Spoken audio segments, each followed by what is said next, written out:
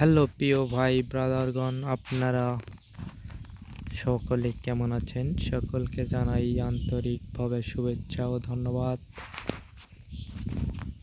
আপনাদেরকে আজকে দেখাবো আমি কীভাবে আপনারা ধানের পাশাপাশি মাছ চাষ করতে পারবেন এবং মাছ চাষ করে ভালো একটা ইনকাম করতে পারবেন, পাশাপাশি ধানও চাষ করতে পারবেন। এই যে দেখতে পাচ্ছেন, আমরা এখানে ধান চাষ করেছি। এটার পাশাপাশি আমাদের এখানে একটা ছোট পুকুর, এখানে আমরা মাছ পালন করি।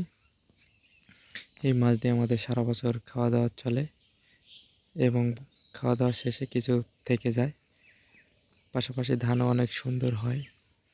এইভাবে আপনারা চাইলেও আপনারা ধানের পাশাপাশি মাছ পালন করে অনেক ভালো একটা ইনকাম করতে পারেন। এখানে কিন্তু ধান এবং মাছ একসাথে পালনে কোনো অসুবিধা হয় না, অত্যন্ত ভালো হয়। আপনারা চাইলে কিন্তু ধান খেতেও মাছ তুলে দিতে পারেন, তাহলে ধানের খেতে পাতা এবং পোকামাকড় খেয়ে মাছ তাড়াতাড়ি বড় হয়। আমাদের এখানে যেহেতু পানি কম থাকে, তাই আমরা ধান খেতে দিইনি, আমরা শুধু পুকুরে রেখেছি। আমাদের এখানে পানি অত্যন্ত কম থাকে। পানি কম থাকার কারণে আমাদের মোটর দিয়ে পানি দিতে হয় এবং মোটর দিয়ে পানি দিয়ে যেহেতু তাল পাওয়া যায় না, সেহেতু আমরা শুধু পুকুরে রেখেছি। আপনারাও এভাবে মাছ চাষ করে ভালো একটা ইনকাম করতে পারবেন এবং পাশাপাশি খাওয়া দাওয়াও চলে। এজন্য আপনাদের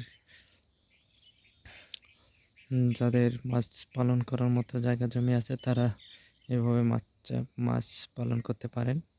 এভাবে মাছ পালন করা অত্যন্ত লাভজনক এবং এটা আপনাদের খাওয়া দাওয়ার পাশাপাশি পারিবারিক আয়ের উৎস একটা হতে পারে। তাই আপনারা এভাবে মাছ লালন পালন করে আপনাদের পারিবারিক পুষ্টি চাহিদা পাশাপাশি ইনকামের একটা উৎস তৈরি করতে পারেন।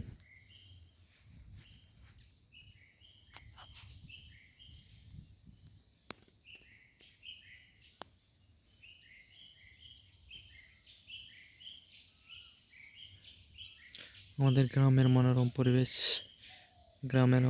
যারা শহরে থাকেন তারা গ্রামের এই মনোরম পরিবেশটা উপভোগ করতে পারেন না।